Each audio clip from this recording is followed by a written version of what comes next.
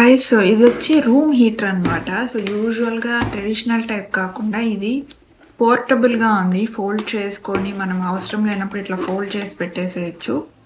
And దీనికి plug connector ఇచ్చారు. So just test చేసి చూద్దాము ఎంత మాత్రము దీంట్లో నుంచి హీట్ అనేది వస్తుందని. ఇది చైనీస్ ప్రోడక్ట్ లాగా ఉంది చూస్తే ఏమో.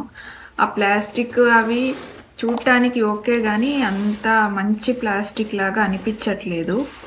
అండ్ దీంట్లో నాకు నచ్చిందేమంటే ఈ మెయిన్‌గా ఈ ఫోల్డబుల్ ఉంది కాబట్టి మనం యూజ్ లేనప్పుడు ఈజీగా అట్లా ఫోల్డ్ చేసి సైడ్‌కి పెట్టేసేయొచ్చు. సో ఇప్పుడు ఆన్ చేశాను. హీట్ అయితే వస్తుంది దీంట్లో నుంచి. But at the same time ఒక బర్నింగ్ స్మెల్ లాగా వస్తుందనమాట. అది ఇంకింతేనా, ఎందుకంటే నేను కొన్ని మిక్సీస్‌లో కూడా నోటీస్ చేశాను.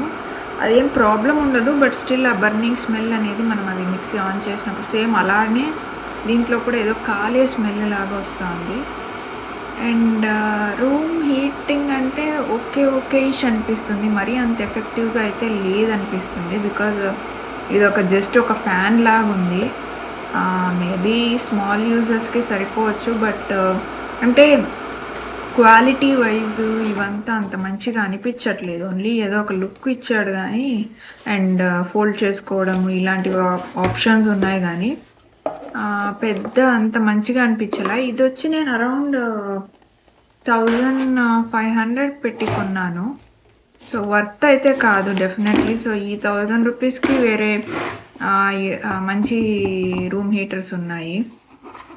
అండ్ ఆ లోపల కూడా ఆ మెష్ ఉంది కదా! దాని లోపల కూడా అది సంథింగ్ ఆ వైర్స్ బయటొచ్చిందా, అది కరెక్ట్‌గా ఉందా లేదా అని అర్థమే కావట్లేదు. అండ్ ఓవరాల్‌గా ఇదైతే ఒక ఫెయిల్డ్ ప్రోడక్టే. నేను యాక్చువల్‌గా చెప్పాలంటే రివ్యూస్ ఒక 3, 4 మెంబర్స్ ఇచ్చారు. దాంట్లో వాళ్ళు కరెక్ట్‌గానే ఇచ్చారు. పెద్ద బాలేదు, వర్స్ట్ ప్రోడక్ట్ అట్లా ఇట్లా అని.